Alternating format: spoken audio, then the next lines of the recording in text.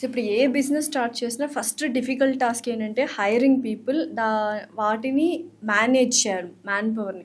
So ఒక strong తర్వాత ఒక లాయల్ టీమ్ కల్చర్ని బిల్డ్ చేయడానికి మీరు ఏం చేశారు? సో ఖచ్చితంగా hiring team is very very difficult and కన్సిస్టెంట్గా వాళ్ళని అట్లాగా వర్క్ చేయించుకోవడం కూడా చాలా డిఫికల్ట్.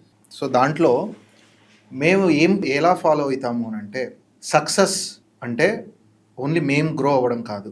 సక్సెస్ అంటే మనతో పాటు ఉన్న టీం కూడా సిగ్నిఫికెంట్గా మన లైఫ్ ఎట్లాగైతే చేంజ్ అవుతున్నదో వాళ్ళ లైఫ్ కూడా వాళ్ళ లెవెల్కి మనకు బెటర్మెంట్ కనపడాలి, వాళ్ళ లైఫ్స్ కూడా బెటర్ అవ్వాలి. అది మనం చూపించగలిగితే, ఆ రకమైనటువంటి హోప్ వాళ్ళకి కలిగించగలిగితే డెఫినెట్లీ వాళ్ళు మనతో లాయల్గా ఉంటారు.